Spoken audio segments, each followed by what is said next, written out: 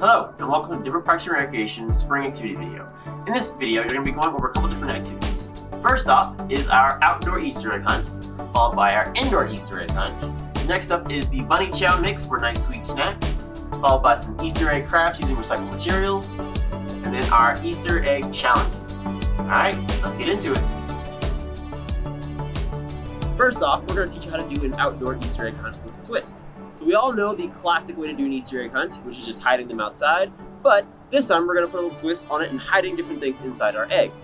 In our eggs, we have different variations that you can do during your Easter egg hunt. So let's go ahead and hide our eggs.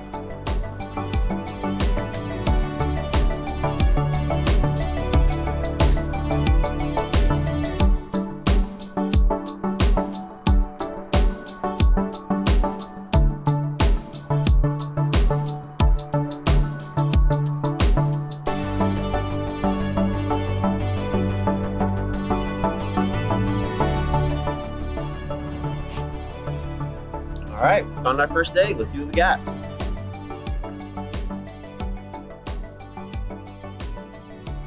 So, looks like we have our golden ticket.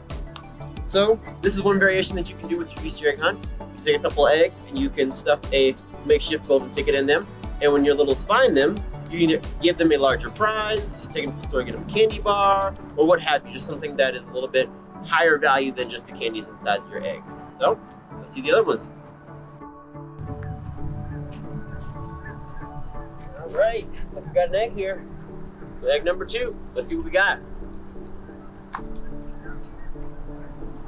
Alright, no prize, but it says 5 push-ups. Exercise for the prize. So that's another variation you can do with your Easter egg hunt, is replace the candy or the prize with an exercise. Now your littles can find this, they'll find the exercise, do the exercise, and then receive the reward for doing that activity. So, 5 push-ups, guess I'll do 5 push-ups.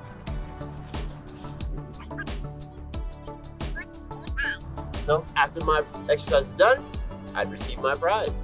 Let's find our last and final egg.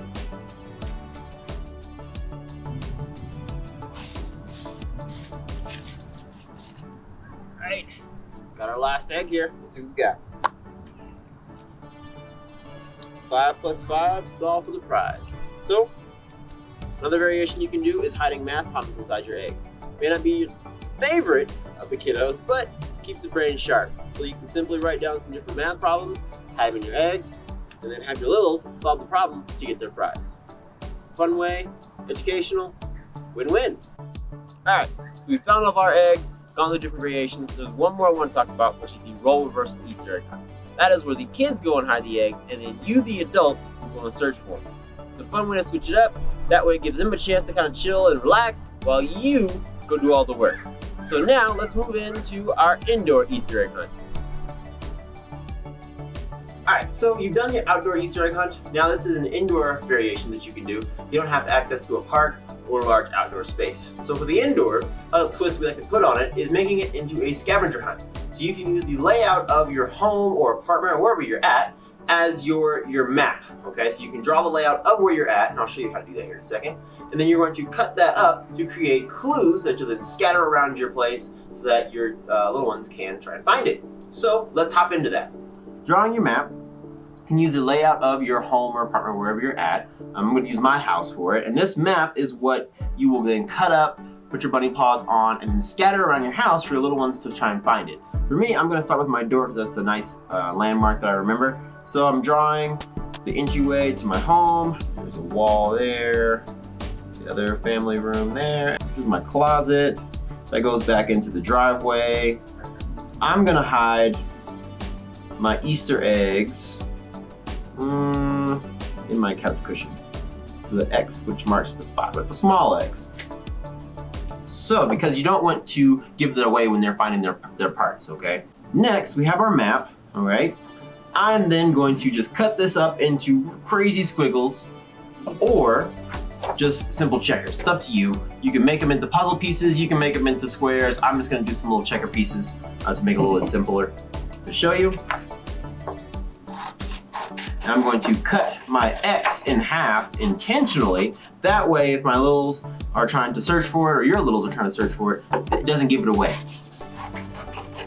you want to emphasize that they have to find all the parts to the map first before they can search for that treasure. So here, we're going to cut a little squiggle there, like so. Jumble them up. And we're going to write some bunny paws on them so that they know that they are clues to our friend the Easter Bunny. So we're going to do a little circle here. Do our little toe beans. We're 1, 2, and 3. Gonna draw that pink.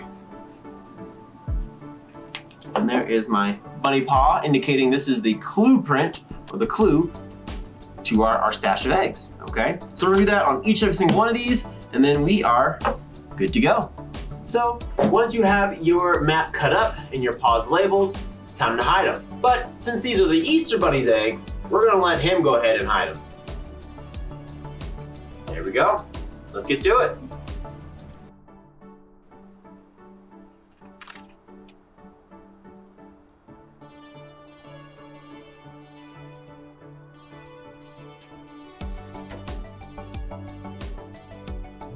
All right, and so with all the parts of your map hidden, it's time for you to go out and find those pieces, assemble it, and use that map to find the hidden stash of Easter eggs.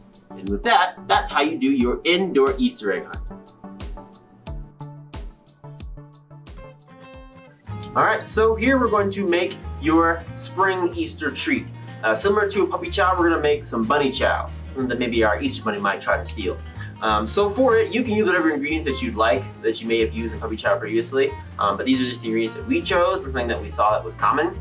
We have our corn checks, some Honey Nut Cheerios, some pretzels, so that we have that nice balance of the sweet and salty. Some M&Ms. I got 3 different types of M&Ms just to kind of mix it up and see what flavors I get. And then of course, our binding agent, special word there, which is our chocolate. I chose the white chocolate because it's like a bunny. Bernie's bunny's coat is white, so we're going with the white chocolate. And then I have the powdered sugar, which will be a nice little topping on top to sprinkle over to make it kind of look really, really special and really awesome. And that's what we have. So you can always choose to mix different amounts of your ingredients together. Sometimes they call for half a cup or a cup or a little bit less than that. It's kind of up to you to create your own ratios depending on what you like in your bunny mix. We're gonna go ahead and mix these all up and see what we get.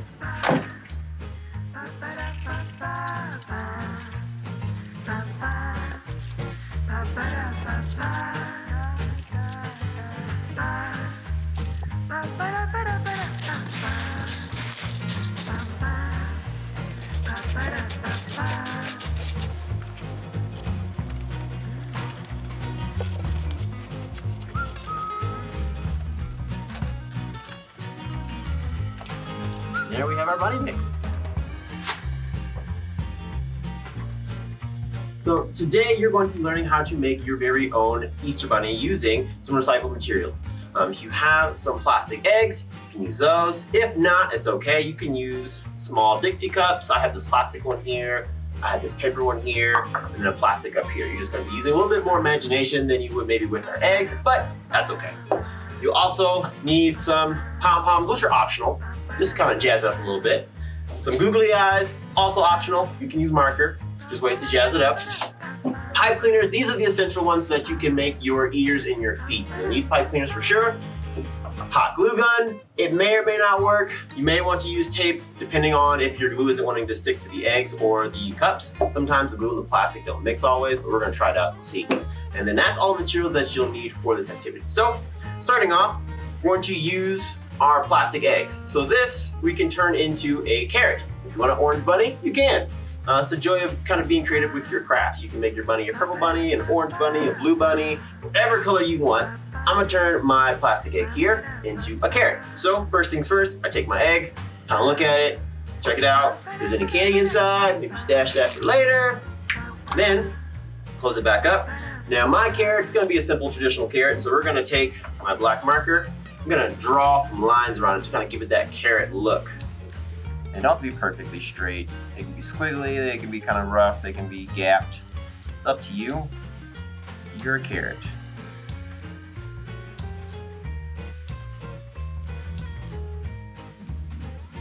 Now, we'll take our pipe cleaners. Now here's the tricky part. is getting the pipe cleaners inside your egg can be a little tricky because just gluing them down there may not want to stick. So we're going to open up our egg a little bit and then carefully with our scissors attempt to poke a hole.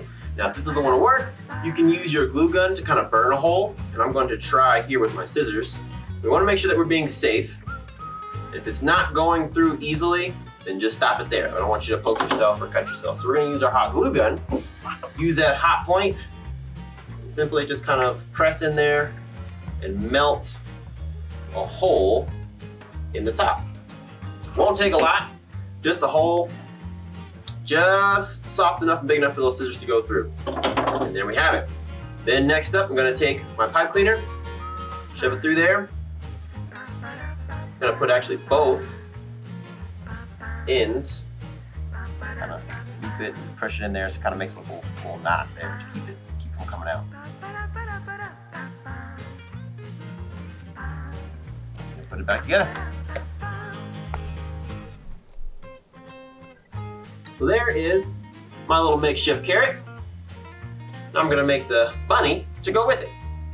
So I have a blue bunny here. I think I'm gonna do a blue bunny with, let's do some pink ears. So it'll be very similar to my carrot, except we're gonna go this way. So the bottom, the larger spot will be on the bottom, while the pointed spot will be on top. We're drawing your eyes onto your bunny.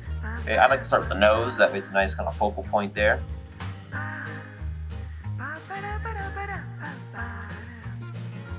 There we go. Got our face for our bunny. Then, same thing as we did for our carrot, we're gonna use our hot glue gun to burn those holes for the ears. And we're gonna use our pink pipe cleaner, open them up.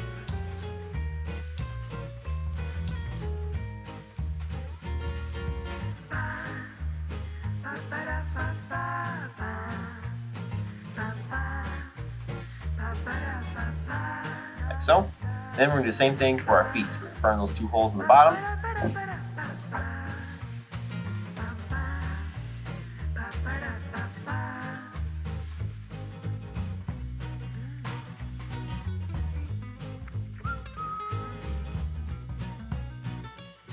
So, and we'll seal them back up.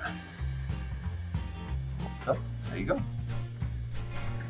Like I said, the joys of making a craft is you make it your own. You can use materials to make whatever kind of bunny, or if it's not a bunny, make something different with these materials. So, there is our first bunny using just the marker and no googly eyes. Now, move into our second bunny using the googly eyes and the pom-poms. We're gonna try something a little different this time. I'm gonna use the same pipe cleaner for both ears. So I'm going to kind of feed it and loop it through. We're gonna make some cool curly ears. So that's a different way to do the ears with just one pipe cleaner. You kind of loop it through, curl it in on itself. So got my ears in here, and so to do our face, I'm gonna make sure I have some little registry marks so I know where I'm gluing at. So I'll put 2 dots here, a dot there for the eyes, a dot there for the nose, there, and we'll get my glue.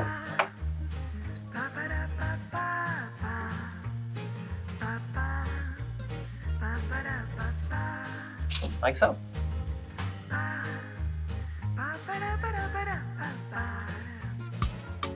Hello and welcome to the challenge portion of our activity video. So now we're going to be looking at eggs and what makes them so strong. Maybe you're thinking, eggs aren't strong, they crack easily. Yes and no. Eggs are very strong, but also very brittle, depending on which way you're looking at them. If I squeeze it this way, it's going to shatter in my hand, I'm going to get egg yolk all over me. Which is why I also have taken off my coat to make sure that I don't get anything on it. If I hold it this way and squeeze, it's a little bit different. This shape kind of distributes the weight very nicely.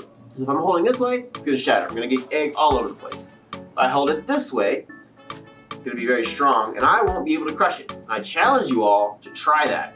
So what you're going to do is you're going to place your thumb on the bottom of that egg, your pointer finger on the top of that egg, and you're going to just squeeze. Squeeze as hard as you possibly can. All right, we ready? Squeeze and squeeze, squeeze, squeeze, squeeze, squeeze. Try and squeeze. You can see I'm straining. It's not going anywhere. No cracks, nothing. So, I think maybe one finger's not strong enough. Let's try 2 fingers. Thumb on the bottom. And let's squeeze. Squeeze, give it all you got. Squeeze as hard as you can. And see just how strong that shape is. So maybe 2 fingers aren't enough. Let's try our whole hand, shall we? Or as much as we can, I should say. So you're gonna get as many fingers as you can on top of that egg. It's really important that you're hitting the top. And on the side, that pressure that you're exerting isn't gonna be distributed across that eggshell. You can kind of see my arrangement here. And we're gonna squeeze, applying that pressure. Squeezing, squeezing, squeezing, and you can see I'm really giving it all I can, and it's not budging. So now, let's try the arm version. All right, so we're gonna put it in our bicep, or my bicep, and try to squeeze it that way, kind of like we're wrenching it down like a lever. So when you're doing it, kind of put it right where your elbow bends. There's a little pocket there. Try to adjust it. And we're gonna squeeze. I'm gonna hold it there just to make sure it doesn't budge, but I'm squeezing. Nope.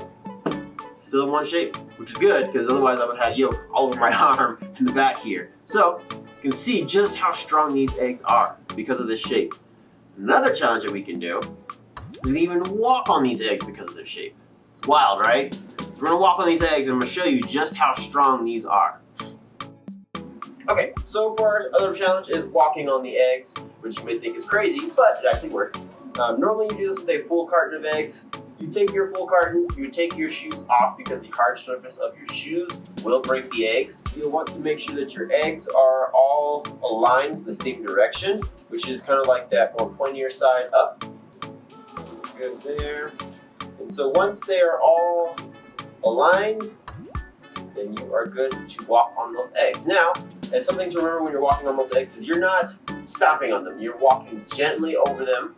So you want a nice, firm, just a simple, smooth step across. I'll show you how to do that here in the next clip.